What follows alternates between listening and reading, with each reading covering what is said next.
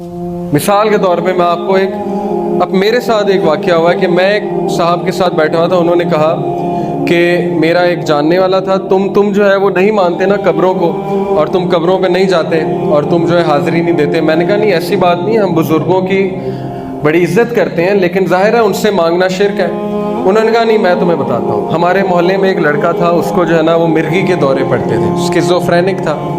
تو اس کو مرگی کے دورے ایسے پڑتے تھے کہ وہ بیٹھے بیٹھے کانپنے لگ جاتا تھا اور پاگل ہو جاتا تھا اور باولا تھا, اور منہ سے تھوک نکلتی تھی, جھاگ نکلتی تھی. تو ڈاکٹروں نے جواب دے دیا. تو ایک پیر صاحب نے کہا کہ آپ اس کو نا فلانی قبر پہ لے جائیں اور وہاں لے جا کے نا یہ جھاڑو دیں بابا جی کی قبر پہ, اور صفائی کرے اور وہاں جا کے دعا مانگے تو یہ بالکل ٹھیک ہو جائے گا. تو انہوں نے کہا تم مانتے نہیں. وہ وہاں پہ گیا, اس نے جھاڑو دی, اس نے جو ہے دعا کی, وہ ٹھیک ہو گیا. تو میں نے کہا اس کا کیا مطلب ہے؟ کہتے اس کا مطلب ہے کہ قبروں پہ جانا چاہیے اور وہاں پہ جا کے دعا بھی کرنی چاہیے. میں نے کہا نہیں, اس کا مطلب صرف یہ ہے کہ اس بچے پہ جن تھا, شیطان تھا. جب اس نے دیکھا کہ ان کا ایمان پختہ ہو رہا ہے یہاں پہ آنے سے, تو وہ نکل گیا اور آپ کا ایمان پختہ ہو گیا. ایسی بات ہے نا. میں آپ کو ایک اور دلیل دیتا ہوں. دیکھیں, نصارہ جو ہیں, کرسچن جو ہیں, آپ نے اکثر دیکھا ہوگا کسی ڈاکیومنٹری میں کہ وہ بھی تو جن نکالتے ہیں نا, جنہیں ایگزورسسٹ کہتے ہیں.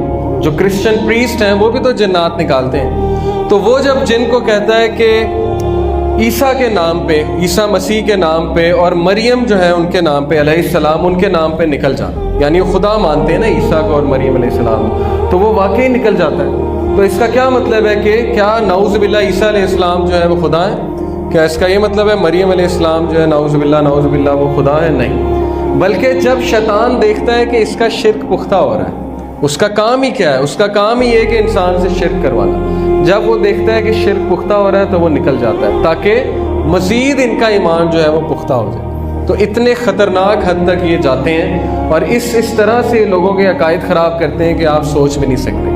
بہرحال یہ جو عفریت ہے, اس کے بارے میں بتا دیا آپ کو کہ یہ بہت ہی پاورفل ہے, اور اس کی عمر بھی بہت بڑی بڑی ہوتی ہے.